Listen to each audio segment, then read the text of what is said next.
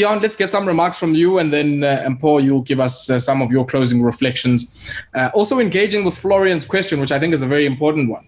How do you, if your market segment is a small business where cash is king, cash flow challenges, are the order of the day, how do we make sure that, we find some willingness to pay, and how do you also ensure and allow them to have some form of price point and cost advantage as well? Ioan, I'll start off with you, and Mpho, you can give us your concluding remarks.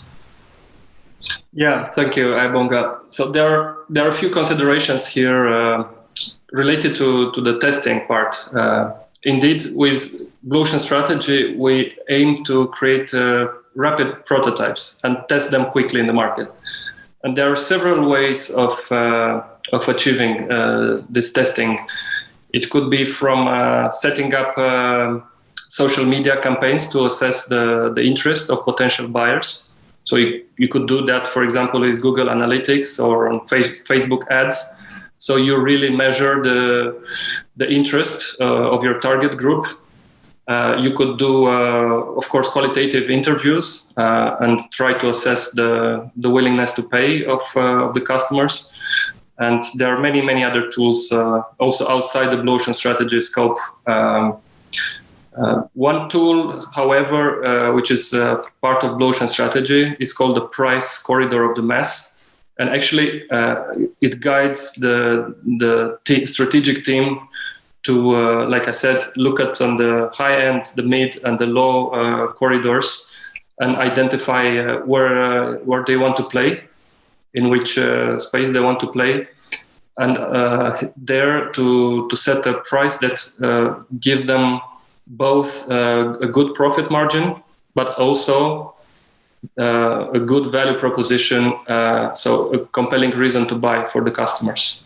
So the idea is to sell at maximum, not to monopolize on the highest price and then eventually come down with the price.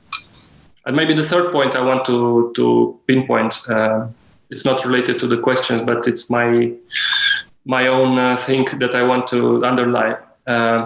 Although it sounds like a complicated concept and methodology, what we do is we simplify it for customers. So in the end, everybody can do it. Working with teams of people who have very little business experience could work very well. And also employing the framework by any type of organization works. Actually, there is an example in South Africa of an NGO who applied Blue Ocean strategy a few years ago, and they had great results. It's an NGO called Fundza, if you probably know it. So they started from looking at the population age, like 51% of the population in South Africa was 25 or under, and among them, the level of literacy was very low. So they actually created a solution to make the reading more attractive to those categories, mainly teenagers and young adults. So they created adaptive content. They pushed it on electronic platforms because the mobile penetration is huge. And also they save cost on print. And also they made it freely available, so that they achieved some great results with, I remember at the time over 50,000 users per week and growing. So, yeah. Okay. Thanks for that, Ioan and Mpho. Some parting reflections from your end. Yeah, I think from my end, what I've actually realized, especially coming from that background of software sales and all of that, a lot of entrepreneurs out there believe that technology innovation is the one that is going to, set them apart, and they get distracted in thinking much about technology before value innovation. So it's quite important that when they do a mindset shift, the primary focus should be on value innovation, and only bring in technology as a true enabler of what they want to do, not the other way around. We get easily distracted by technology. I mean, technology grows at a very, very high speed, and almost every day there's a technological advancement, that is being brought forth, and everybody thinks, if I can have this technology, but it's not about that. It's not necessarily about the technology advancement. It's about value innovation. So let's focus on value innovation. Thank you very much for those remarks, Mpho and Ioan, for sharing just some of your reflections on this particular framework and the purchase that it has. And maybe, Mpho, if I can bring you in again, just briefly for some of those who might be interested in getting hold of yourselves as Blue Frontier Path and Six Path Consulting, how do they go about that? Yeah.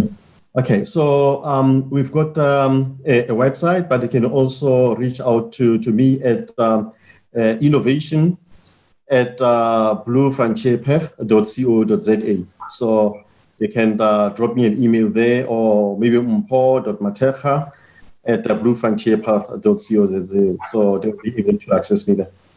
Awesome stuff. Gentlemen, thank you very much for this discussion, and certainly look forward to sharing it, I guess, with a much wider audience once we've been able to sort of put it together very nicely.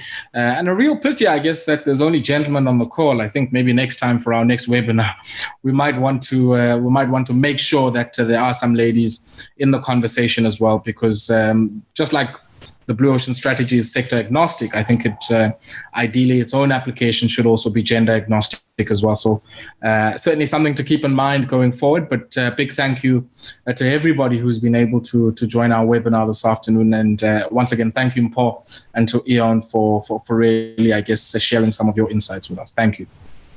All right. Thanks a lot for inviting us. And all right. So we'll close it there, and until we check in and chat again, take care and have yourselves a great evening.